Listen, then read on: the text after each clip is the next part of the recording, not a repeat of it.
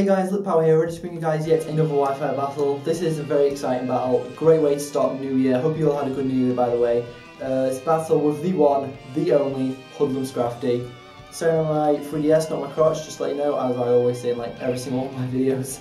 But yeah, like I said, it's a battle against HoodlumScrafty. It's very exciting, and obviously after you saw that intro, I'm sure you're all incredibly turned on right now. But either way, put team preview up for you here, and you can see that he's brought Pokebank Pokemon, and that completely threw me off guard when I was battling, thinking, ooh, I'm going to battle Hoodlum, because I knew it came out in Japan. That's why I didn't expect him to have it, because he lives in Scotland, and I was like, what? So yeah, I was a bit thrown off guard by some of the Pokemon that I didn't exactly know what they did. I've noticed, never went against a Victini, never went against a Latias. Fortunately I did go against a Porygon 2 and a Sharpedo, but I forgot what Sharpedo did. Anyway, you'll see in the battle, I'll explain to you what I was thinking and stuff like that. But yeah, Hoodlum, thanks for the battle. It was a great battle, and just turned out right now to start with. And I guess there's no time to waste, but let's get right into that battle. Right now. So like I said, Hoodlum, thanks for the battle. It was very nice of you to give me, and also training me the Pokemon so that I can have it in this team icon thing over here, because obviously I didn't have a Latias or anything like that. So it leads off with his Porygon 2, which is a good lead for him. I didn't exactly know what he was going to lead off with, so I lead off with my Mandibuzz, thinking I can get Tailwind off, because it's like kind of like my standard lead if I don't really know what he's going to do. And either way, I see no threat with this Porygon 2 coming out, so I'm thinking, okay, my max special defense Mandibuzz is going to take that Thunderbolt like an absolute boss, and it does, especially after level recovery. He's definitely thinking, okay, this is not going to do anything. I went for that Tailwind, and you see that it was kind of unnecessary because I was quicker than it anyway. I thought this thing was quicker. I don't know why, but apparently it's not. So he goes for Toxic, and I think I go for Toxic as well. No, I go for Knockoff earlier, as you saw, obviously, because I knew it would have the Eevee Light, because there's no other reason to really carry a Porygon 2. So that's why I go for it, so that hopefully I can kill it easier. But then I go for the Toxic as well, because I still feel like it's still useful on it, because I do know it's still going to be obviously a bulky set, regardless of the Eevee Light. So we're both Toxic to each other, and he's got Thunderbolt. I know I'm going to be quicker, even if he somehow outspeeds, whatever. I've still got Tailwind up, so I guaranteed quicker, even though I am quicker. Whatever. So I'm going for the Tailwind, I'm going to go for Roost this turn, I'm pretty sure, after Toxic damage and leftover recovery and Toxic from everyone. God, this animation takes a while to get through. But yeah, you'll see, there we go, I go for the Roost, because I know then he's going to go for the Ice Beam or Thunderbolt or whatever he wants to go for, and it's just going to do neutral damage because my flying type has been restored and got rid of for the turn, which is really new to me because I did not know it did that. So now obviously, since I've known it takes away my flying type for the turn, I've started using it to my advantage more, like in these sort of situations. I didn't realise it did that. I thought it was just like recover. But either way, he's taking toxic damage. I'm taking toxic damage. My Tailwind pet's out, and I'm thinking, okay, I'm quicker than this thing anyway. I'm going to switch out because I'm going to take even more toxic damage. I don't want to be up against this thing. So I was sitting in my Scrubber thinking it's Ice Beam, Thunderbolt. It's not going to be able to touch me at all or anything like that. But then he ends up sending a Sharpedo. But then I think, oh, that's great because my Rotom can counter this thing anyway, because that's awesome. He sends back in Porygon, and that's a great play on him because now he gets Levitate, which doesn't come of any use, but because I don't think I have anything with Earthquake, no, that's what I was saying. By the way, because I was going to go for the Will-O-Wisp, trying to cripple this Sharpedo, because I knew I did not want the thing attacking me. He switches in Toxic, Porygon obviously, and that's beneficial for him, because now his Toxic turns have reset, and everything's happy because he hasn't got a burnt Sharpedo. So he goes for Thunderbolt, and that would have been alright damage, I suppose, because I'm not a specially defensive bulk. I'm a modest nature Rotom that's just going to basically full out attack. But basically, I don't want to stay in there. I go for the Energy Ball, thinking he's going to switch out into Sharpedo, predicting the sidekick so that it can then kill me next turn or whatever. But obviously, he stays in and just goes to recover, which I'm not sure if he predicted. I'll have to see when he uploads it in his half to see if he predicted that or anything like that. I would have gone straight for the sidekick, hope like I do now, as you can see. But it turns out I wouldn't have killed it anyway, because look, it's still super bulky, even with the Eevee Light gone. I'm just like, what? How? So he ends up getting 2 Thunderbolts off, but thank God now Porygon 2 is out, and I'm like, okay, I'm quite happy one of his quite bulky walls is gone in my because I'm still sitting there quite happily with its extreme, quite high speed start. Well, I'm like, okay, I know this thing's gonna go for an Ice Shard because I carried it off with Ice Shard, so I know how a Donphan works, fortunately, unlike the other Pokebank Pokemon, which are a bit new to me. He probably predicted that, because I could have easily just gone for the Energy Ball. I mean, that Oh, he's a good player. He probably did. I'm not surprised if you'd predict that. If he just went for Stealth Rocket randomly, then that was pretty reckless of him, and it turned out in his favour anyway. I go for the Will-O-Wisp, and it misses, and I'm just really upset about that, because Donphan also would have been great to get a burn on. And even Latias, I think that would have been great to get a burn on, because my Mandibuzz, I don't think I'll be able to get a Toxic off on this thing anymore. But I just stay in and go for the Hidden Power Dragon, thinking it's going to do some decent damage. After the Calm Mind, it does absolutely nothing. Like I said, I didn't know what a Latias does, and I didn't really look up its stats either. I didn't realise it could take it was such a specially defensive wall. I thought he switched it in, thinking, oh, Rotom, I can counter this completely because it's only got electric and water type attacks, which, yeah, because Dragon resists it. But I thought, oh, if I use a super effective Dragon, Hidden Power Dragon, it'll do a load of damage. But it didn't, so I had to fire off a Pokemon because I saw a value in my Rotom for like the Donphan and stuff like that.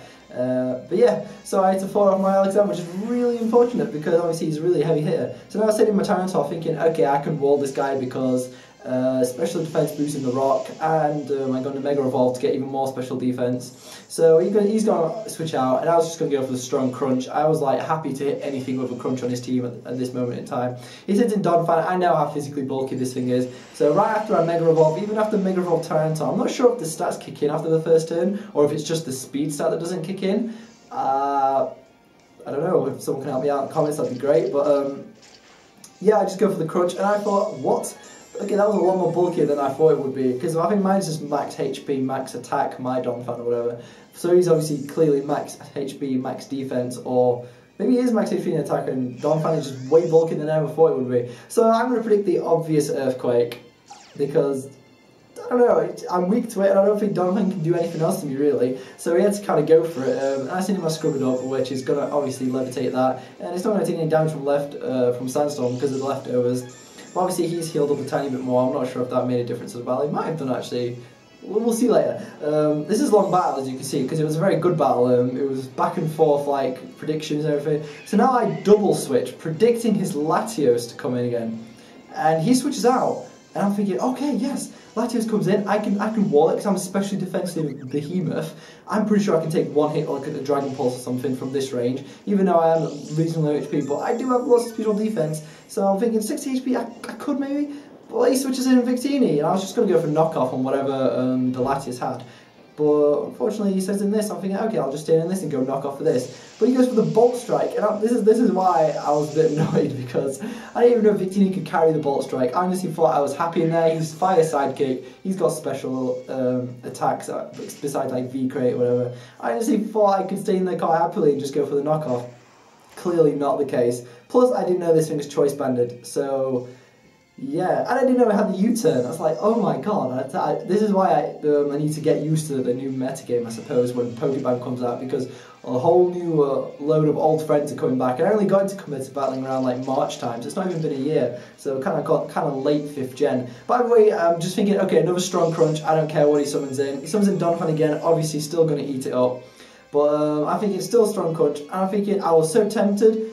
Oh wait, yeah, I predicted him to go for a different move, thinking I'd switch into my Rotom again, because I'm pretty sure I did that twice to him, and now he's like, okay, he's going to switch into Rotom, let's get some damage on it. Even though Ice Shard would have done nothing to it anyway, but either way, that's why I go for the crunch, no, the Ice Fang, sorry, thinking, ooh, super effective damage, but it pretty much does the same amount of the crunch, if not a little bit less, because it's not stabbed and stuff like that. So I was pretty disappointed by that, because obviously it's incredibly bulky. And now we're switching to my Scrubadub, thinking he's going to go for Earthquake now, he's not going to mess about with another Ice Shard, and obviously I predicted that very well, so I'm thinking, okay, I'm feeling pretty good in this position right now.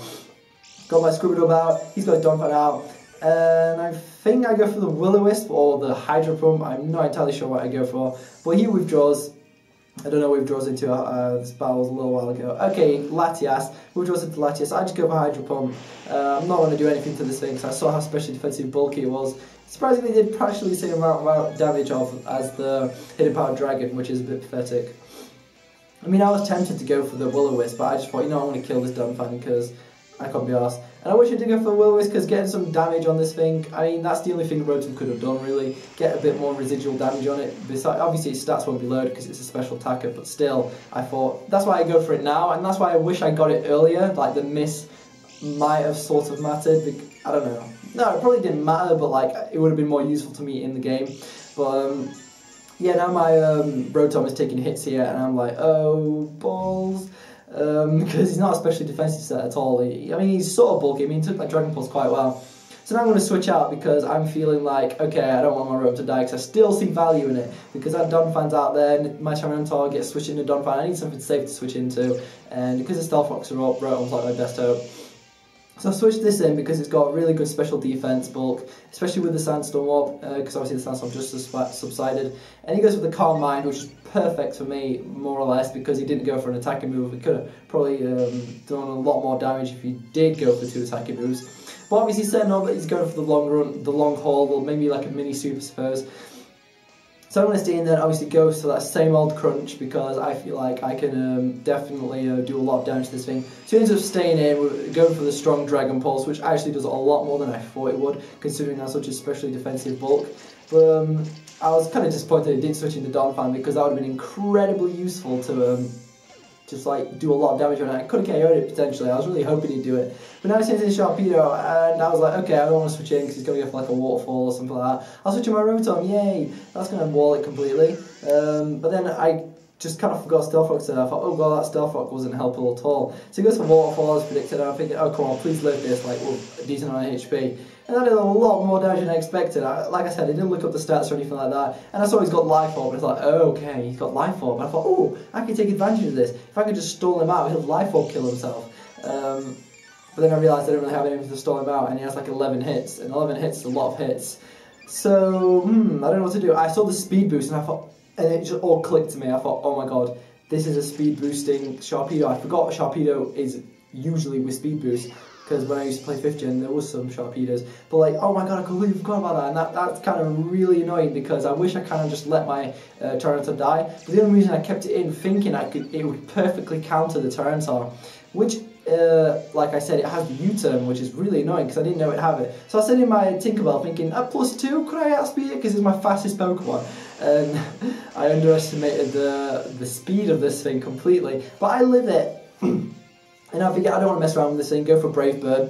But when I looked back at this battle, I thought actually the best move to have done would have been the Cross Poison, because then he would have taken Sandstorm damage if I didn't kill him. Oh no, he wouldn't have taken Sandstorm damage. Like, even if I killed him basically with a critical X, this high critical ratio, then that would have been great because I would have still had my Crobat up there. Look, Sandstorm subsides, so yeah, my Crobat would still be living and kicking. And that's probably why I didn't go for the Cross Poison, because I thought the Sandstorm's going to kill me anyway. So I figured, oh, this is perfect. Victini comes in afterwards. And I've got my Tyranitar out there, it's going to be amazing. I'm going to completely wall this thing, even with a little amount of HP. I know Tyranitar's like absolute boss at bulk. And he has the U-turn, and I'm just like, no, why? No, I was really upset about that. And obviously I didn't even know it was Choice Banded because he ended up taking 2 of my Pokemon out when they were already at low health, so I didn't really even notice it, I suppose, like the damage. But then he sends in Breloom because he either knows like that my Donphan's my last Pokemon, and that his Breloom's practically just gonna just shit bricks all over it. And so yeah, I go for the Eye Shot, just trying to hope for some super effective damage, like possibly a crit to save my life or something stupid like that. And he goes for Sword. He's probably playing it super safe right now, because he thinks, okay, put one Pokemon to sleep, it's my last Pokemon, he may as well do it. I'm really hoping for the first turn awake. I'm relying on this so much, because I know I can kill it from an Eye Shot. Unfortunately, I'm fast asleep, and he's just going to go for the Technician and Bullet Seed. And he also has the Life Orb as well, so it's insanely powerful. So I was really hoping for the 2-hit KO. Like, I was like, please, just not 2-hit KO, sorry, 2-hit Bullet Seed, because then I would have lived it and hopefully had another chance to go for Eye Shard. But he hit 3 times, unfortunate for me. And obviously in that situation I also thought, oh, I've got Sturdy, can't do anything to me. So I Bullet Seed and thought, oh shit. By the way, yeah, obviously you see he won a 3-0 defeat, and that was a very good game. But I feel like it would have been closer if I made some better plays with if I just went straight for the Hydro Pump sometimes, and if the Will-O-Wisp didn't miss, I don't know, I feel like some factors are a bit annoying. But either way, yeah, I mean, I couldn't play any better than I could have really, but I'm working on a new team as well, as always, and I'm definitely putting a lot of effort to this one. I feel like this one's my best team yet. I'm going to showcase a Pokemon I've always wanted to use, because I just think it just looks really cool, and it's just about you'll see it in my new team wherever. And Hoodlum, thanks for the great battle, absolutely amazing. I'll put the link in the description for his perspective of the battle when he uploads it. So, I mean, if you don't know who he is, I'd be really surprised that you know who I am. And not Hoodlum, but I'll put it in there anyway if you want to see his perspective of the battle. Thanks for watching, guys. Hope you enjoyed the battle, and I'll see you guys in the next video.